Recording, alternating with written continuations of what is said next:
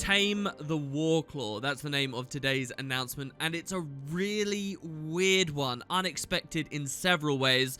But yes, the next mount, after the Roller Beetle was added several months ago now in Living World, is now coming to Guild Wars. This is the 7th mount, and throw all those notions you may have had out the window that it was coming with the next expansion. In Cantha, we'd be riding on siege turtles, or it'd be some kind of underwater pilotable shark. No. This mount is a world versus world mount.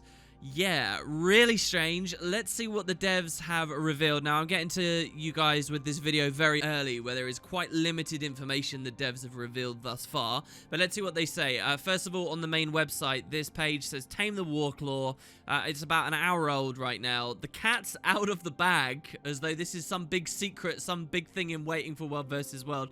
Something big is coming to World vs. World next week on February 26th. So this is in keeping with what they do for Living World releases, for what it's worth. The announcement and then the drop-in just 7 days later.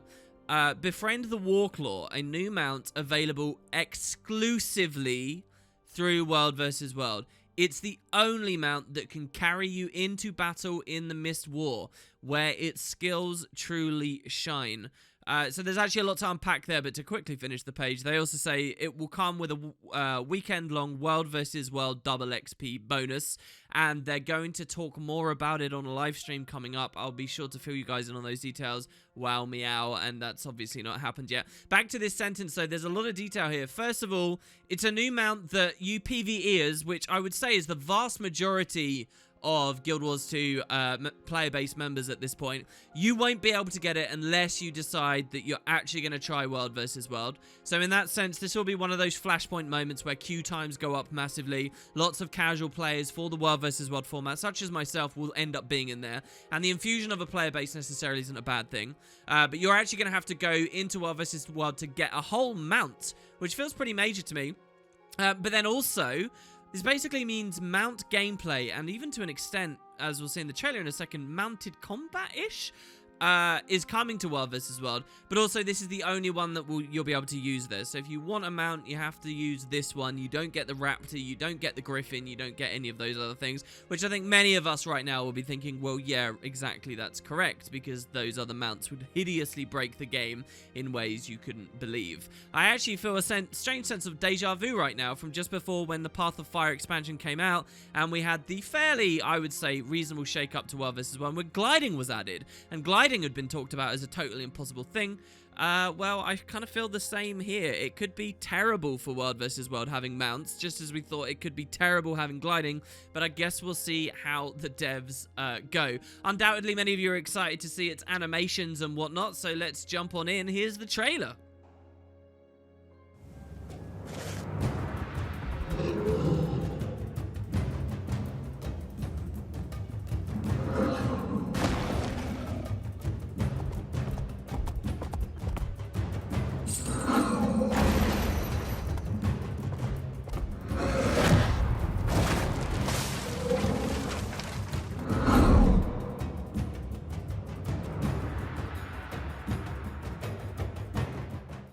So there's a lot to get into here, dissecting the video footage before we talk about the consequences this might have for World vs. World. Let's see what we think of the design of the mount. Well, here we have it. It's kind of a lion-y character. It's not something, as far as I'm aware, has been anything in the lore before. Warclaw certainly wasn't a phrase that I'm aware of from my time playing Guild Wars 1 or any of the prior releases in Guild Wars 2. So in that way, it's a lot like, say, the Springer, or to a certain extent as well, the Skimmer. These are new machinations for the sequel, and I mean, riding around on a giant lion does feel very Path of Fiery and does feel pretty cool. It seems to me, actually, they might have taken some inspiration and cueing from that Raptor skin. Do you remember the Juggernaut Raptor skin? Like the first kind of big skin that they released for the Raptor? Well, this kind of feels reminiscent to that for me. There's also, of course, the question of its die channels as a default mount. I mean, we can't really see much difference right now. I bet it will only have one. And then what's probably going to happen is we'll have mounts skins for this guy as well. But you notice this one on this next shot here is actually running down this hill. Looks like it's dyed a little bit different. This one looks like it's been dyed gold. And we see it once again here. You get to actually see the difference. And I think the dye channel is you know, the plating itself, but not necessarily the bumps and stuff. Speaking more about what it's doing, well, obviously mounts can do different things. They're not just for wandering around on, and I would say for World versus World, the devs probably could get away with having a mount that is just about the movement speed, because that in and of itself is a fundamentally huge thing for the game type. Potentially quite a damaging thing for the game type too, when you think about non-Path of Fire players and core Guild Wars 2 accounts interacting, and oh, now you can't Zerg with us in World vs. World because you don't have the expansion for the mounts. Does this thing come as a core thing then? I guess we'll have to see. But they went even further than that. They didn't just have it with movement, it can do things. Here we can actually see it's pulling on a gate with a rope of some sort. So here we have an ability that is actually, I mean, the only thing this can be is to get through doors and things quicker, right? Which actually is sort of crazy. It means this doesn't just interact with combat in terms of, you know, we may have an engage ability where we can actually hit other players with our mount. Doesn't just interact with movement around the maps, but interacts with the whole siege metagame as well, and how we value supply. Is it going to cost the mount supply to be able to do this ability? Is a huge question we kind of need an answer to, and I would assume the answer to that is yes, because otherwise this kind of backdoors and gets around a lot of staple experiences World vs. World is supposed to offer, and kind of has people a bit on edge. So anyway, the animation itself looks kind of nice. That's one thing it can do. Over here we see a raptor-style leap. There's actually two of them. The claws coming out in front look very badass, I have to say. I think that was a disengage we saw being used on a random NPC in the area. And here we see the gate get bust open with some kind of, like, almost looks like an auto attack here. I don't know if that's just something that they've staged for the trailer.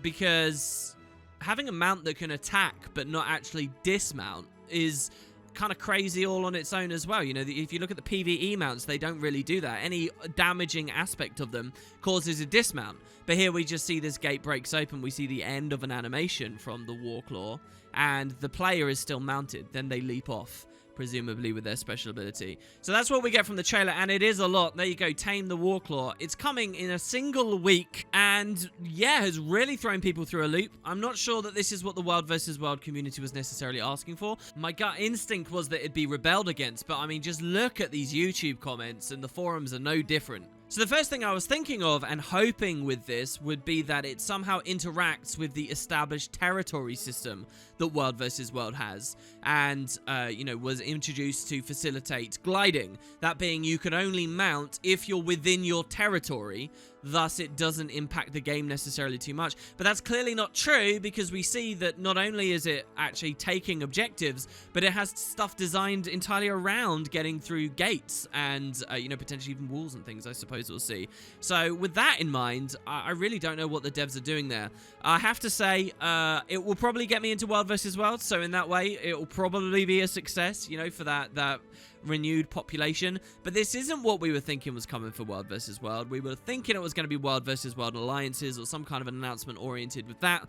Obviously, the two aren't mutually exclusive, and I doubt the Warclaw announcement here has done anything to affect the alliance update itself, which probably has different people working on it and has, you know, this lofty, distant date way off in the horizon as it ever has. But people won't really understand that. And even still, if people want a bone for World vs. World in the interim before alliances, was this the thing to go for?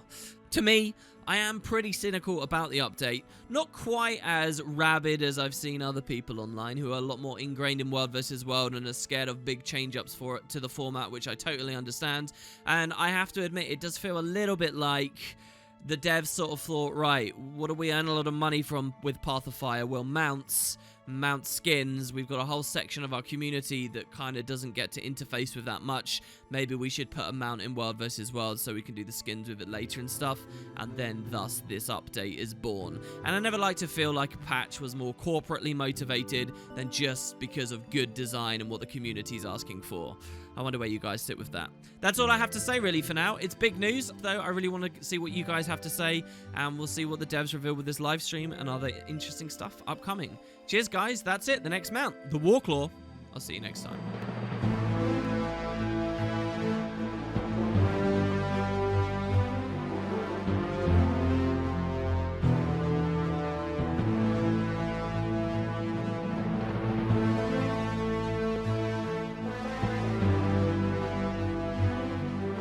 you.